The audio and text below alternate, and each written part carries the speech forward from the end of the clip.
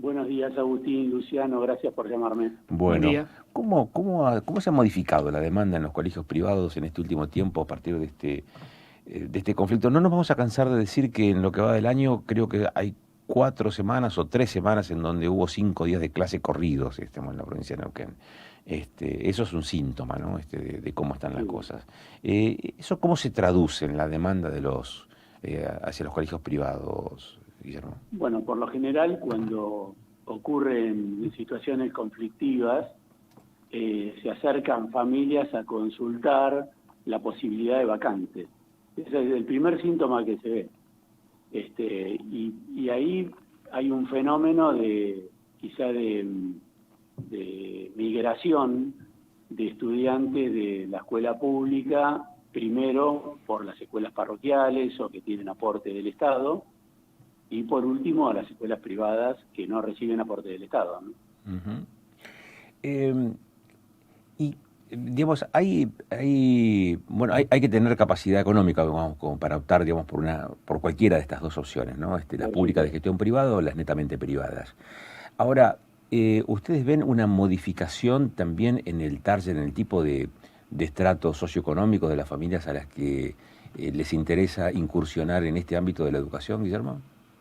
Sí, sí, porque, a ver, en Neuquén, capital, se está observando un fenómeno de migración de personas que vienen de otras ciudades, quizá muchos profesionales, y buscan un determinado tipo de educación para sus hijos.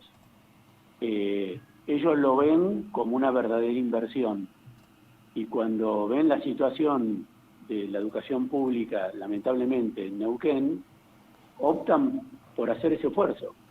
Eso es muy evidente. Obviamente que es un sector de la población, un pequeño sector de la población, ¿no? Ujú.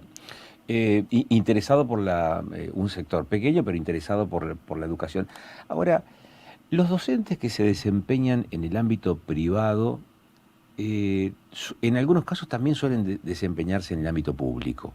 Y Sí, si no es así, la verdad que se han formado en los mismos institutos, en las mismas academias, en los ámbitos de formación profesional. ¿Por dónde pasa el tema? Pasa por la continuidad, pasa por la gestión de los institutos, pasa por la sindicalización. ¿Cuál es la mirada, Guillermo? a ver, por un lado hay una realidad que el margen que tiene un docente en las instituciones de gestión privada es menor al del ámbito público. ¿El margen de Este, qué, perdón? el margen de posibilidad de faltar, Sí. de cometer errores, de no adherir a un proyecto educativo, porque el ámbito privado tiene la suerte de poder disponer o no del docente, ¿correcto? Claro. Entonces, ¿qué sucede? Un docente que ingresa al ámbito privado quizá lo hace porque no tiene todavía acceso al ámbito público. Entonces, suele pasar que con el tiempo, si no adhiere a ese proyecto, va hacia el ámbito público.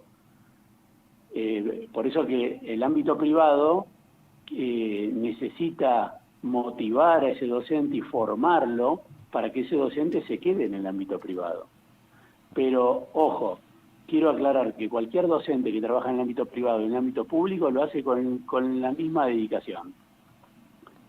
Quizá hay casos donde hubo docentes que trabajan en el ámbito privado y en el ámbito público tienen que adherirse obligatoriamente a un paro porque la escuela la encuentran cerrada. Difícilmente le pase eso en el ámbito privado. En el ámbito privado la escuela va a permanecer abierta siempre. Guillermo, yo quiero volver la Sí, consulta hacia los alumnos, ¿no? Que sí, decimos, por lo menos en la posibilidad que tenemos acá en el programa, que son quienes están viendo vulnerados sus derechos en este momento. Y mi consulta seguro. va referida a un punto que me despierta mucha preocupación, que tiene que ver con qué bases, con qué conceptos llegan los alumnos de las escuelas públicas a las escuelas privadas. Hablo no solo en términos de contenido educativo, sino en otro aspecto también como puede ser el acompañamiento y la contención que les da el aula, ¿no? Correcto. Hay un tema, yo noté, por ejemplo, post pandemia, situación de estudiantes que hemos recibido y que han tenido mucha necesidad de formación de hábitos de dinámica del aula, de hábitos de trabajo intelectual dentro del aula, hábitos de redacción. Esto es muy delicado. Nosotros este año, en nuestra escuela, lo que hemos incorporado es una práctica que vamos a ensayar este primer año como prueba, y el año que viene va a ser permanente, es un examen de finalización de estudios.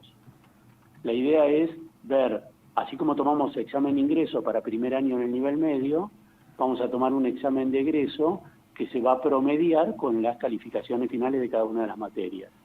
La idea es también, como institución, hacernos cargo de los resultados que tenemos. Claro. Te hago una consulta que tiene que ver con esto que te decía saliendo de los contenidos. Se observa, por ejemplo, que al alumno que viene del colegio público, ¿no? Ante esta pérdida de proceso educativo y del contacto con el espacio, ¿le cuesta más relacionarse con sus pares a la hora de integrarse al colegio privado? No, en eso no le cuesta. Sí, seguramente el estudiante que migra del ámbito público al privado desea un hábito de clase diferente. O sea, desea una constancia en la clase, que no la tenía en el ámbito público. Después el vínculo con los compañeros y compañeras, no, es natural, son adolescentes y buscan adherirse a un grupo, ¿no? Identificarse con un grupo. Está. ¿Cómo se equiparan cuando vos tenés, cuando vos tenés un estudiante que ha hecho toda su trayectoria en el mismo colegio, no vería este tipo de dificultad? Ahora, cuando tenés migraciones de otros colegios, esa mochila con la que llega, mochila conceptual con la que llegan los estudiantes, ¿cómo se hace para equiparar, para igualar, para nivelar? Bueno, por lo pronto hay que acercarlo al nivel que se está trabajando en el aula. En el aula se da una heterogeneidad natural, hay trayectorias individuales, pero la idea es fortalecer al estudiante y hacerlo llegar de alguna manera con acompañamiento, sugerirle a la familia si pueden dar un apoyo, para que pueda transitar normalmente la escuela media. Nos pasa que de golpe recibimos con estudiantes que tienen procesos de lectoescritura muy deficientes, que falta mucha práctica, y la idea es acompañarlos de la mejor manera. Inmediatamente hacemos un diagnóstico y sugerimos a las familias el mejor acompañamiento. ¿Estos son tiempos de inversión en educación privada, Sí, Guillermo? Sí. Pero digo, ¿inversión aprovechando esta ola de mayor demanda? A ver, las escuelas de gestión privada a muchas nos han motivado a que ampliemos la oferta. Sin embargo, yo soy de la idea, por lo menos cuando puedo opinar, prefiero el seguimiento personalizado. Eso es lo más seguro en educación. Yo no puedo permitir que un docente no reconozca un estudiante que tiene en el aula, que me hable de su proceso de aprendizaje si no lo identifica. Entonces eso me parece que tiene que ver con estas escuelas que de golpe se hacen muy masivas y que no hay seguimiento de los estudiantes. Eso es muy importante. Sí, van a observar que van a nacer nuevas escuelas privadas acá en Neuquén. Sé de proyectos que existen ya. Ahora este año surgió una universidad privada. Sí, la de Patagonia, parece Argentina. Mentira, ¿no? Sí. Correcto. Parece mentira, habiendo una universidad pública muy importante como la del Comahue y la de Río Negro. Son dos universidades públicas que no compiten en carreras, porque realmente cada una tiene sus facultades, pero que es un proceso muy interesante porque ya pocos estudiantes migran a otras ciudades a formarse en el nivel superior, porque la oferta es muy interesante la que tiene el norte de la Patagonia.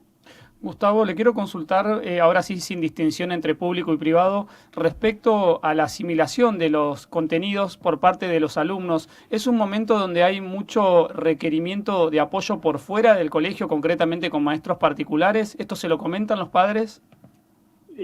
Sí, ocurre esto, Luciano.